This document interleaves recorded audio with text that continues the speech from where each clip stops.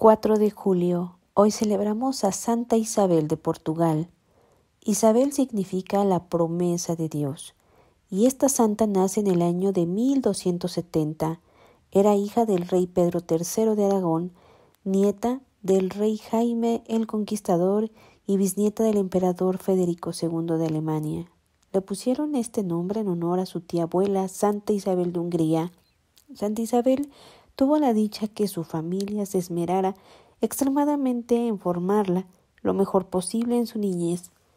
Desde muy niña tenía una notable inclinación hacia la piedad y un gusto especial por imitar los buenos ejemplos que le leía en sus vidas de los santos o que observaba en las vidas de las personas buenas. En su casa le enseñaron que si quería en verdad agradar a Dios, debía unir a su oración la mortificación de sus gustos y caprichos y esforzarse por evitar todo aquello que le pudiera inclinar hacia el pecado. Le repetían la frase antigua: tanta mayor libertad de espíritu tendrás, cuanto menos deseos las cosas inútiles o dañosas que tengas.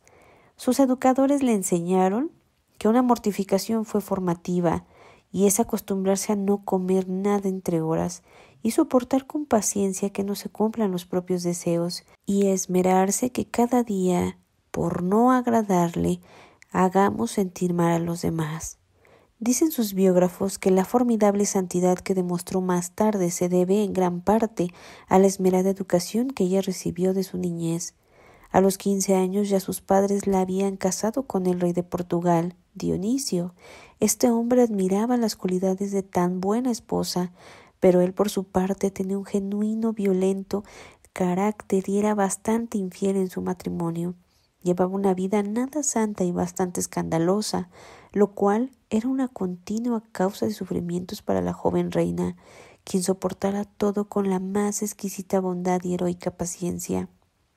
El rey no era ningún santo, pero dejaba a Isabel plena libertad para dedicarse a la piedad y a otras obras de caridad. Ella se levantaba de madrugada y leía cada día los 6 salmos de la Santa Biblia y luego asistía devotamente a la Santa Misa. Enseguida se dedicaba a dirigir las labores del numeroso personal del palacio. En horas libres se reunía con otras damas a coser, a bordar y a fabricar vestidos para los pobres. Las tardes las dedicaba a visitar ancianos y enfermos y a socorrer cuanto necesitaba encontraba.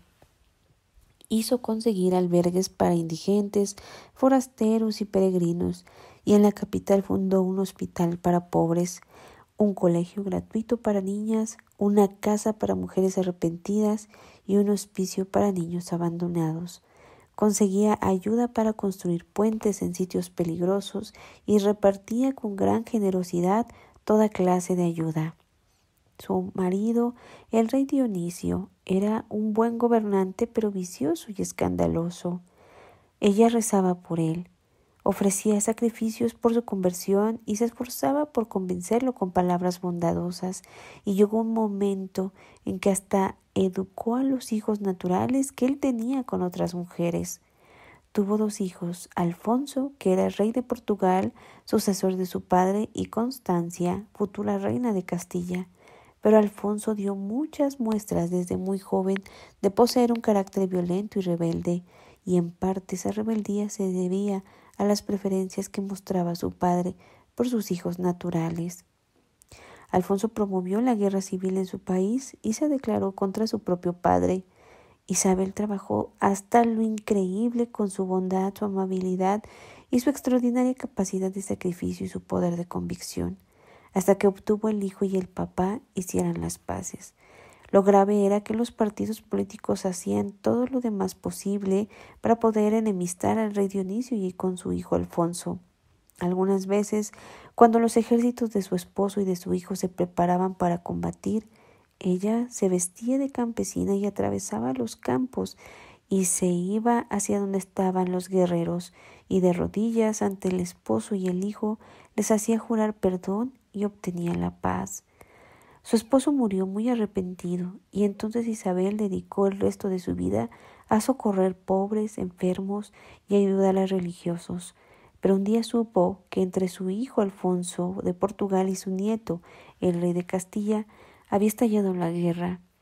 Anciana y con enfermedades, emprendió un largo viaje con calores horrendos y caminos peligrosos para lograr la paz entre los dos.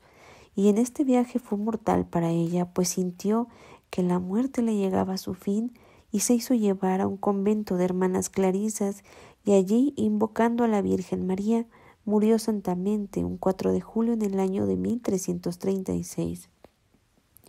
Pidamos que Santa Isabel ruegue por nuestros países y nos consiga la paz que tanto necesitamos. Ante la violencia, pidamos a Santa Isabel para que siempre haya paz, cordialidad y sobre todo amor entre nosotros. Santa Isabel de Portugal ruega por el mundo entero.